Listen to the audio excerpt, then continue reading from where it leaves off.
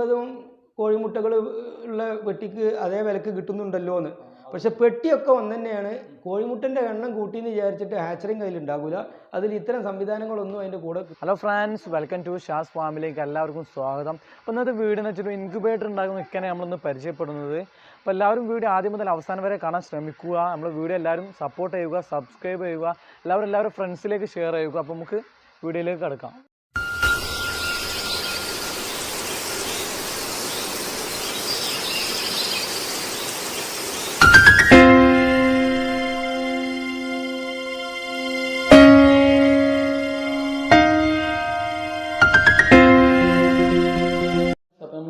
ഇന്ന് കാടാമ്പുഴ പറപ്പൂരില്ല ഇക്ക ഒരുപാട് ഐറ്റം ഇൻക്യുബേറ്റർ ഇവിടെ ഉണ്ടാക്കി കൊടുക്കുന്നുണ്ട്. അപ്പോൾ ഇതിൻ്റെ ഡീറ്റെയിൽസാണ് നമ്മൾ ഇക്കാനോടൊന്ന് ചോദിച്ചറിയാൻ പോകുന്നത്. പേരും കാര്യങ്ങളൊക്കെ പറഞ്ഞു. എൻ്റെ പേര് സെയ്തുട്ടി. ഞാനൊരു കാടാമ്പുഴയിലെ ഓട്ടോ ഡ്രൈവറാണ്. ഇതിങ്ങനെ സൈഡായിട്ട് ഒരു ഹോബി എന്നുള്ള നിലയിലും ചെറിയൊരു വരുമാന മാർഗം എന്നുള്ള നിലയിലും കൂടി കണ്ടെത്തിയ ഒരു ഫീൽഡാണ്. എത്ര വർഷമായി ഈ ഒരു? ഇല്ല, ഇതിപ്പോൾ ഈ ലോക്ക്ഡൗണിൻ്റെ ഉള്ള സംഭാവനയാണിത്. അല്ലാതെ ഹാച്ചിങ് വെച്ചാൽ ഇവിടെ ഞാൻ ഒരുപാട് പരീക്ഷണങ്ങൾ നടത്തി നോക്കിയിട്ടുണ്ട്. പലരും ഇങ്ങനെ വിരിയിപ്പിക്കുന്നുണ്ടെന്ന് കേട്ടപ്പോൾ ആ പരീക്ഷണങ്ങളിൽ നിന്നൊക്കെ ആദ്യമൊക്കെ പരാജയമായിരുന്നു. പിന്നെ അതിനൊക്കെ ഉള്ള കാരണങ്ങൾ എന്താണ്, ആ പരാജയത്തിൻ്റെ കാരണം എന്താണെന്നുള്ളത് ക്രമേണ കണ്ടെത്തി അതിനൊക്കെ പരിഹാരം കണ്ട് ഏറ്റവും ലേറ്റസ്റ്റ് ആയിട്ട് ഞാൻ തന്നെ ഇവിടെ അസംബിൾ ചെയ്ത ഒരു ഇൻക്യുബേറ്റർ, ഒരു മാനുവൽ ഇൻക്യുബേറ്ററാണ് ഇത്. പിന്നെ കച്ചവട രീതികളൊക്കെ എങ്ങനെയാണ് ആൾക്കാരെ? അല്ല, ഇത് നമ്മൾ പിന്നെ നമുക്കൊരു 3-4 ഗ്രൂപ്പുകളുണ്ട് സോഷ്യൽ മീഡിയകളിൽ, ഫേസ്ബുക്കിലും വാട്സപ്പിലൊക്കെ ആയിട്ട്. അതിലൊക്കെ പരസ്യം ചെയ്തിട്ട് അതിൽ നിന്നും ആളുകൾ വിളിച്ച് അന്വേഷിച്ചിട്ട് ഓർഡർ പ്രകാരം നമ്മൾ ചെയ്തു കൊടുക്കുകയാണ്. ഇത് സെറ്റ് ചെയ്യുന്ന രീതി വെച്ചാൽ ഈ ബോക്സിൻ്റെ അളവിൽ ഇതേ അളവിൽ തന്നെ എഗ്ഗിൻ്റെ കപ്പാസിറ്റി കൂട്ടിക്കൊണ്ട് ചിലരൊക്കെ ഇത് ഹാച്ചറിങ്ങിന് വെക്കാറുണ്ട്. ഇതിൽ നമുക്ക് വേണമെന്നുണ്ടെങ്കിൽ കപ്പ് ഇതുപോലുള്ള കപ്പുകളിലൊക്കെ വെള്ളമാക്കിയിട്ട് ചില ആളുകൾ ഹ്യൂമിഡിറ്റിക്ക് വേണ്ടിയിട്ട് വെച്ച് കൊടുത്ത് ബാക്കി സ്ഥലങ്ങളിൽ മുഴുവനും എഗ്ഗ് നിറച്ചു വെക്കും. പക്ഷെ ആ എഗ്ഗുകൾ അതിൽ ഹാച്ചറിങ് വളരെ കുറവായിരിക്കും. അപ്പം ഞാനിവിടെ ചെയ്തത്, ഇതുവരെയുള്ള പരീക്ഷണത്തിൽ നിന്ന് ചെയ്തത് എന്താ വെച്ചാൽ, ഈ പെട്ടിക്കടിയിൽ ഒരു പ്ലാസ്റ്റിക് കവർ, ഒരു കവർ ആദ്യം അത് വൃത്തികേടാകാതിരിക്കാൻ വേണ്ടി വെക്കുന്നതാണ് കവർ. അതിൻ്റെ മേലെ ഒരു ന്യൂസ് പേപ്പറും കൂടി വെക്കും, എടുത്ത് ഒഴിവാക്കാനുള്ള എളുപ്പത്തിന്, ഹാച്ചറിങ്ങിന് ശേഷം. എന്നിട്ട് ഈ പാത്രം ബൾബിന് താഴെ വെക്കും. അതിൽ ഈ പാത്രത്തിൽ വെള്ളം നിറച്ച് ഇതിൽ വെക്കും. അതിന് കാരണം എന്താ വെച്ചാൽ അഥവാ ഇതിൻ്റെ ഓവർഫ്ലോ വെള്ളം ഒഴിച്ചു കൊടുക്കുമ്പോഴോ അല്ലെങ്കിൽ ഇത് ബോക്സ് കളകി എന്തെങ്കിലും ചെയ്തിട്ടുണ്ടെങ്കിൽ ഈ മുട്ടയിലേക്ക് അതിൻ്റെ വെള്ളം നനവ് വരാതിരിക്കാനാണ് ഇത് വെച്ചു കൊടുക്കും. അത് ആദ്യത്തെ 9 ദിവസം ഇതിൽ വെള്ളം വെച്ച് കൊടുത്തിട്ട് അതിലുള്ള കമ്മി നികത്തി കൊടുക്കും. പിന്നെ 9ാമത്തെ ദിവസം മുതൽ മറ്റൊരു പാത്രത്തിലും കൂടി ഇതുപോലെ വെള്ളം നിറച്ചിട്ട് ഇവിടെയും വെക്കും. അങ്ങനെ 18 ദിവസം കഴിഞ്ഞാൽ ഈ 2 പാത്രവും അതിലെ വെള്ളവും എടുത്ത് ഒഴിവാക്കി ഈ പാത്രം വൃത്തിയായിട്ട് കഴുകിയിട്ട് ഇതിൽ നിറച്ച് വെള്ളം വേറെ വെക്കും. അപ്പോൾ കുറച്ചും കൂടി ഹ്യൂമിഡിറ്റി കൂടും. നമുക്ക് വെള്ളത്തിൻ്റെ അളവിലല്ല ഇതിൽ ഹ്യൂമിഡിറ്റി ഉണ്ടാവുക. വെള്ളം വെക്കുന്ന പാത്രത്തിൻ്റെ മേൽഭാഗത്തെ പരപ്പിനനുസരിച്ചാണ് ഹ്യൂമിഡിറ്റി കൂടുക. അപ്പോൾ അതിനാണ് ഞാൻ ഈ പരന്ന പാത്രം എടുത്തിരിക്കുന്നത്. അപ്പോൾ ഇങ്ങനെ ഒരു പാത്രം ഹ്യൂമിഡിറ്റിക്ക് വേണ്ടിയിട്ട് ഇത്തരം ഒരു പാത്രത്തിൽ വെള്ളം വെച്ചതിന് ശേഷമുള്ള സ്ഥലത്ത് മാത്രമേ ഞാൻ കോഴിമുട്ട വെക്കാറുള്ളൂ. അപ്പോൾ നാടൻ കോഴിമുട്ടകളാകുമ്പോൾ ഒരു 45 കോഴിമുട്ട വരെ പോകും, ചെറുതല്ലേ. പിന്നെ 18ാമത്തെ ദിവസം ഇതിൽ വെള്ളം നിറച്ച് വെച്ചതിന് ശേഷം അതിൻ്റെ മേലെ ഈ നെറ്റ് കൊണ്ട് നമ്മൾ മൂടണം. ഇങ്ങനത്തെ ഒരു നെറ്റ് അത് ഞാൻ ഇതിൻ്റെ കൂടെ കൊടുക്കുന്നുണ്ട്. ആ നെറ്റ് കൊണ്ട് അത് മേലെ മൂടാഞ്ഞാൽ വിരിഞ്ഞിറങ്ങുന്ന കുഞ്ഞുങ്ങൾ ഈ വെള്ളത്തിൽ ചെന്നിട്ട് അത് ചത്തു പോകാനുള്ള സാധ്യത കൂടുതലാണ്. എനിക്കിവിടെ അനുഭവമുള്ളതാണ്. അതിനാണ് നെറ്റ് വെക്കുന്നത്. പിന്നെ 18 ദിവസത്തിന് ശേഷം ഒരു കാരണത്താലും അനാവശ്യമായിട്ട് ഇത് തുറക്കരുത്. അതിൻ്റെ ഉള്ളിൽ നടക്കുന്ന എല്ലാ കാര്യങ്ങളും നമുക്ക് നിരീക്ഷിക്കാൻ വേണ്ടിയിട്ട് ഇതിൻ്റെ മേലൊരു ഗ്ലാസ് ഉണ്ട്. ഗ്ലാസ്സിൽ കൂടെ നമ്മൾ ആ ഗ്ലാസിൻ്റെ ഉള്ളിലൂടെ നോക്കിയാൽ മുട്ട കൊത്തി വെച്ചതും വിരിയുന്നതും ഒക്കെ നമുക്ക് കാണാം. ആദ്യം വിരിഞ്ഞ കോഴികളെയും അതിൻ്റെ കോഴിക്കുഞ്ഞുങ്ങളെ മറ്റു ബ്രൂഡർ എന്നറിയും, അതിന് വേണ്ടിയിട്ട് സംവിധാനിച്ച മറ്റൊരു സ്ഥലമുണ്ട്. അതിലേക്ക് മാറ്റും നമ്മൾ. അതിലേക്ക് മാറ്റിയിട്ടുണ്ടെങ്കിൽ ആ മാറ്റിയതിന് ശേഷം അതിൻ്റെ കൂടെ തന്നെ വിരിഞ്ഞിറങ്ങുന്ന കോഴിക്കുഞ്ഞുങ്ങളുടെ ആ മുട്ടത്തോടും ഇതിൽ നിന്ന് എടുത്ത് മാറ്റണം. അപ്പോൾ ആദ്യം കോഴിമുട്ട ടെമ്പർ കുറഞ്ഞ മുട്ടത്തോടുകളൊക്കെ ആദ്യം വിരിയും. ആ സ്ഥലത്തേക്ക് ഇതുപോലുള്ളൊരു പാത്രത്തിൽ നമ്മൾ വീണ്ടും ഇവിടെ എവിടെയെങ്കിലും ഒരു മൂലക്കൊക്കെ വെള്ളം വീണ്ടും വെക്കണം. ആ വെള്ളത്തിൻ്റെ മേലെ ഇതുപോലെ ഒരു നെറ്റ് കൊണ്ട് അതും മൂടണം. ഈ സെൻസർ മറയാനും ഇത് പുറത്ത് ചാടാനും ഒന്നും പറ്റൂല.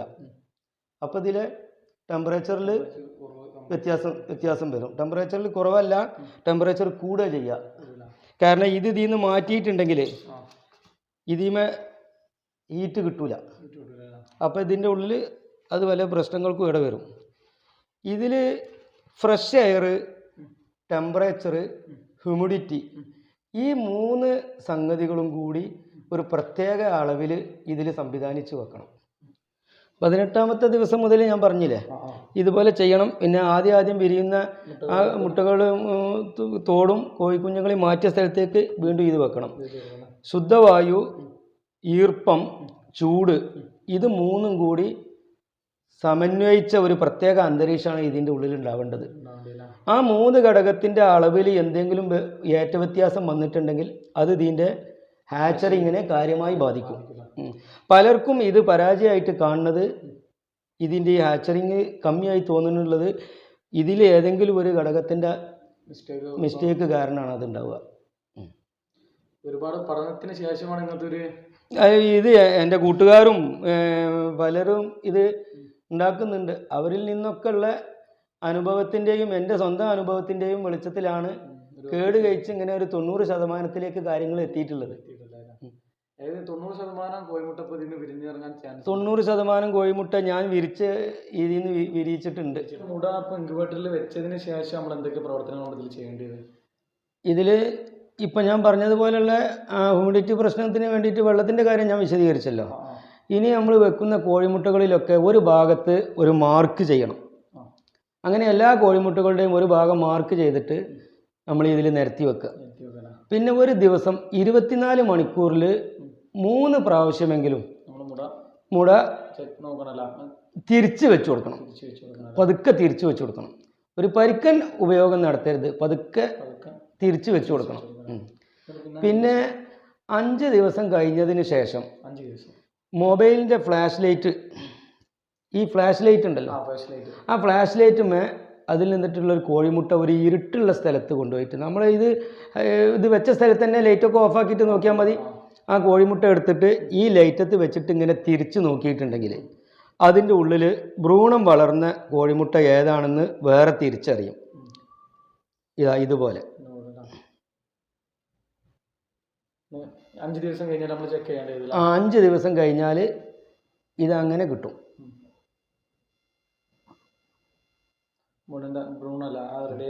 ഇതാ ഭ്രൂണം ഒരു ചുവന്ന അടയാളത്തിൽ ചുറ്റുഭാഗത്തേക്ക് ഞാടിയും ഞരമ്പൊക്കെ പോയിട്ട് കാണുന്നുണ്ട്.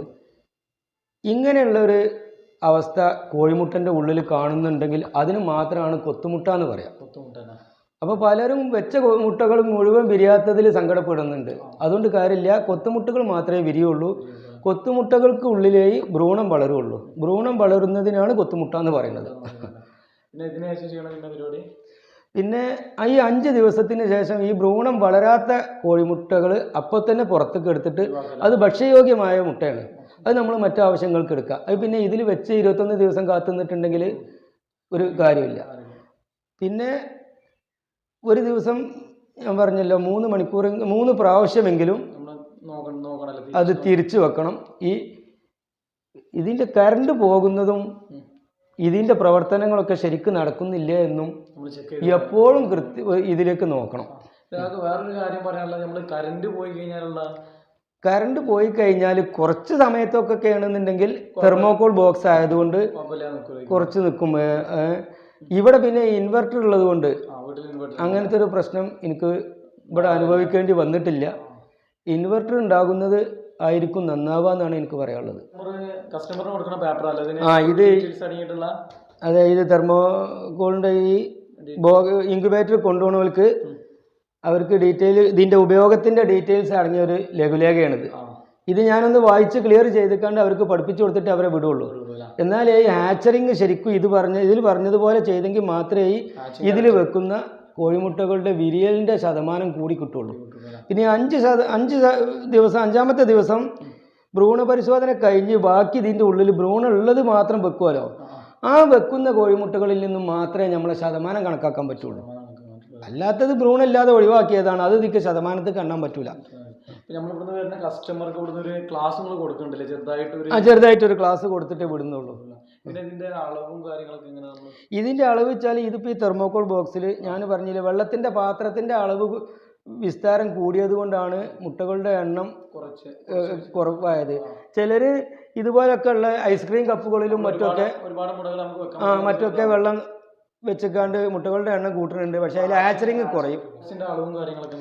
ഇതിൻ്റെ ഉൾഭാഗത്തിൻ്റെ അളവ് പറയുകയാണെന്നുണ്ടെങ്കിൽ 20.5 ഇഞ്ച് നീളം, 12 ഇഞ്ച് വീതി, 8 ഇഞ്ച് ആഴം. അതാണ് ഇതിൻ്റെ ഉൾഭാഗത്തിൻ്റെ വിസ്തീർണം. ഈ പാത്രത്തിൽ തുടക്കത്തിൽ മുഴുവനായിട്ട് വെള്ളം വെക്കണ്ട. ഇതിൽ നമ്മൾ ഈ ചെറിയ പാത്രത്തിൽ വെള്ളം നിറച്ച് ഇതിൻ്റെ ഒരു ഭാഗത്ത് വെക്കുകയാണ്. കാരണം അഥവാ ഇതിൻ്റെ ഓവർഫ്ലോ ഇതിൽ തന്നെ ഈ വലിയ പാത്രത്തിൽ നിൽക്കാൻ വേണ്ടിയിട്ടാണ് അങ്ങനെ ചെയ്യുന്നത്. അബദ്ധവശാൽ ഓവർഫ്ലോ ഉണ്ടായാൽ അത് ഇൻക്യുബേറ്ററിൻ്റെ ഉള്ളിൽ മൊത്തത്തിൽ നനയേണ്ടെന്ന് കരുതിയിട്ടാണ് ഇങ്ങനെ ഒരു പാത്രത്തിൽ വെക്കുന്നത്. 9ാമത്തെ ദിവസം 9 ദിവസം അങ്ങനെ വെക്കും. 9ാമത്തെ ദിവസം അതിൻ്റെ അടുത്ത് ഇതും വെക്കും. പാത്രങ്ങളുടെ വിസ്തീർണം വേണമെങ്കിൽ ഞാൻ പറഞ്ഞുതരാം.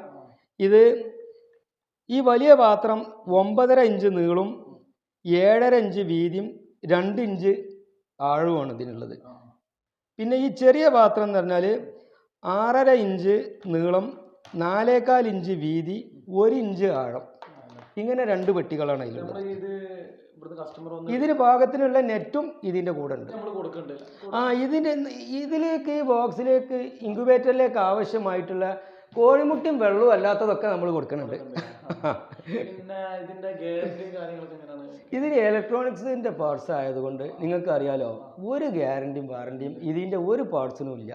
ബോക്സിനോ അഡാപ്റ്ററിനോ തെർമോസ്റ്റാറ്റിനോ ബൾബിനോ ഒന്നുമില്ല. ഗ്യാരണ്ടിയും വാറണ്ടി ഇതിനും ഇല്ല. ഗ്യാരണ്ടിക്കും വാറണ്ടിക്കും നമുക്ക് ഈ സാധനം ഇതിൻ്റെ മെറ്റീരിയൽസ് കിട്ടുന്നില്ല.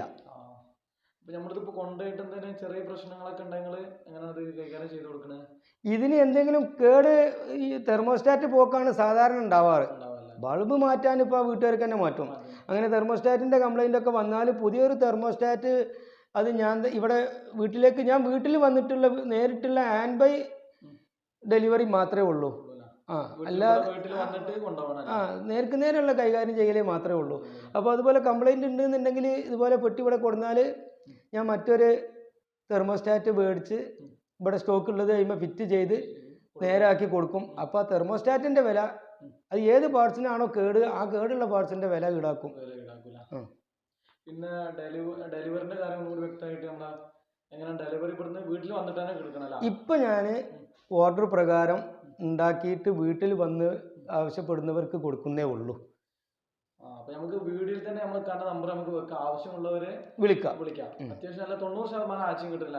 90% ഹാച്ചിങ്, 90%-ത്തിൽ കുറയാത്ത ഹാച്ചിങ് എങ്ങനെയായാലും പ്രതീക്ഷിക്കാം. ഞാൻ ഈ പറഞ്ഞതുപോലെ കൈകാര്യം ചെയ്യുകയാണെന്നുണ്ടെങ്കിൽ. പിന്നെ അപ്പൊ ഇതിന്റെ ഒരു വില നിലവാരമൊക്കെ എങ്ങനെയാണ്? ഇത് ഞാനിപ്പോൾ 1500 രൂപയായിട്ടാണ് കൊടുക്കുന്നത്. അത് ഫിക്സഡ് റേറ്റ് ആണ്. ഇതേ ബോക്സിൽ തന്നെ മുട്ടയുടെ കപ്പാസിറ്റി കൂടുതൽ പറഞ്ഞുകൊണ്ട് വിപണിയിൽ കിട്ടാനുണ്ട്. അപ്പോൾ ആളുകൾ വിചാരിക്കും 45 കോഴിമുട്ടക്ക് 1500 ഇവിടെ 60-70 കോഴിമുട്ടകൾ ഉള്ള പെട്ടിക്ക് അതേ വിലക്ക് കിട്ടുന്നുണ്ടല്ലോ എന്ന്. പക്ഷെ പെട്ടിയൊക്കെ ഒന്ന് തന്നെയാണ്. കോഴിമുട്ടൻ്റെ എണ്ണം കൂട്ടിയെന്ന് വിചാരിച്ചിട്ട് ഹാച്ചറിങ് കയ്യിൽ ഉണ്ടാകില്ല. അതിൽ ഇത്തരം സംവിധാനങ്ങളൊന്നും അതിൻ്റെ കൂടെ കിട്ടൂല.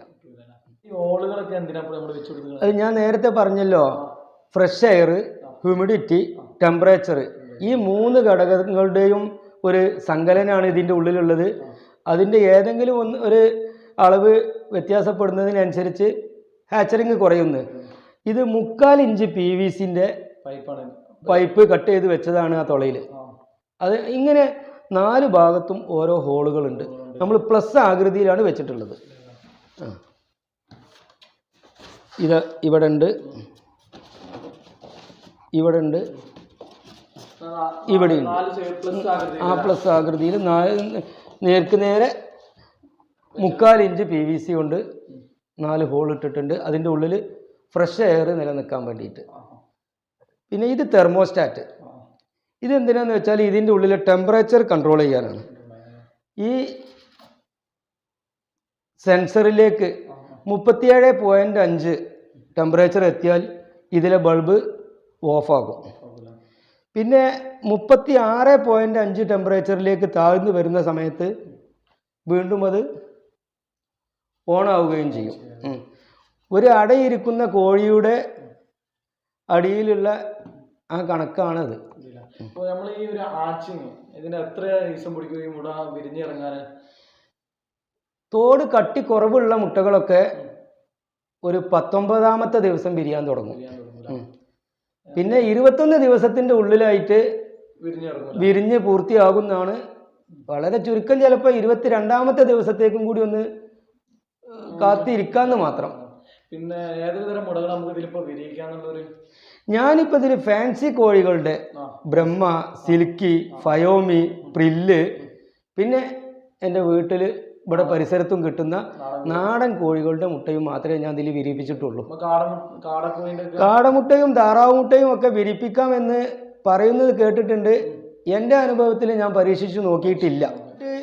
ഇതിൻ്റെ പ്രത്യേകത എന്താണെന്ന് വെച്ചാൽ ഇതിൽ ഹ്യൂമിഡിറ്റിയും ടെമ്പറേച്ചറും ഫ്രഷ് എയറും മിക്സ് ചെയ്ത് ഇതിൻ്റെ ഉള്ളിൽ ശരിയായി നിലനിൽക്കണമെന്നുണ്ടെങ്കിൽ ഒരു ഫാനിൻ്റെ ആവശ്യമുണ്ട്. ആ ഫാനിൻ്റെ ശരിയായ പൊസിഷൻ എൻ്റെ അനുഭവത്തിൽ ഈ കോഴിമുട്ടകൾക്ക് നേരെ മേലെ നമ്മൾ വീട്ടിലൊക്കെ സീലിംഗ് ഫാൻ ഫിറ്റ് ചെയ്യുന്നത് പോലെ ടോപ്പിൻ്റെ അടിഭാഗത്തായി ഇങ്ങനെ മുട്ടകളുടെ മേൽഭാഗത്തേക്ക് വെച്ച് കൊടുക്കുകയാണ്. പല ബോക്സുകളിലും ഈ ഫാനുകൾ ഇവിടെയൊക്കെ വെച്ച് ഇങ്ങോട്ട് തിരിച്ചിട്ടും വെർട്ടിക്കലായിട്ടൊക്കെ കാണുന്നുണ്ട് ചിലയിടത്ത്. അത് ഇത് കോഴിമുട്ടയുടെ സെൻറ്റർ ഭാഗത്തേക്ക് കറക്റ്റായിട്ടാണ് ഞാൻ ഇതിൻ്റെ പൊസിഷൻ കറക്റ്റ് ചെയ്തിട്ടുള്ളത്. നമ്മളിപ്പോ അവിടെ നമ്മളെ ഇൻക്യുബേറ്ററിൽ വിരിയിച്ചിറങ്ങിയ കുട്ടികളാണല്ലോ ഇതിലാ? അതെ അതെ. ഇതിൽ ഒരുപാട് കൊടുത്തില്ല. ഇതിന് ഞാൻ ഫാൻസി കോഴിമുട്ട ഒരു പരീക്ഷണത്തിന് വേണ്ടിയിട്ട് ഒരു 6 കോഴിമുട്ട ഞാൻ വെച്ചിരുന്നു. ആ 6 കോഴിമുട്ടയും വിരിഞ്ഞു. ആ 6 കോഴിമുട്ടകൾ സിൽക്കി, ബ്രഹ്മ, ഫയോമി, ഇതുപോലെ ഒരു 5-6 ഉണ്ട്. അത് ഇവിടെ നിലനിർത്തിയിട്ട് മറ്റുള്ളതേ ഞാൻ കൊടുത്തിട്ടുള്ളൂ. നാടൻ കോഴിക്കുട്ടികളെ മാത്രമേ കൊടുത്തിട്ടുള്ളത്. ഡേവോൾട്ട് ആണെങ്കിൽ 50 ബൾക്കായിട്ട് എടുക്കുന്നവർക്ക് ഇപ്പോൾ 45 രൂപയായിട്ടാണ് കൊടുത്തിട്ടുള്ളത്. വീഡിയോ വൈൻഡപ്പ് ചെയ്യാൻ പോവാണ്. ഇതുവരെ നമ്മളെ വീഡിയോയിൽ സഹകരിച്ചതിൽ വളരെയധികം നന്ദിയുണ്ട്. നിനക്ക് എന്തെങ്കിലും പറയാനുള്ളതെന്ന് പറഞ്ഞോളൂ. അല്ല, എൻ്റെ മൊബൈൽ നമ്പർ ഞാൻ വീഡിയോയുടെ അടിയിൽ നമുക്ക് അടിയിൽ കാണിച്ചു കൊടുക്കും. ഷാസ് ഫാമിങ്ങിൻ്റെ എല്ലാ പ്രേക്ഷകർക്കും നല്ലത് വരട്ടെ എന്ന് ആശംസിച്ചുകൊണ്ട് ബൈ.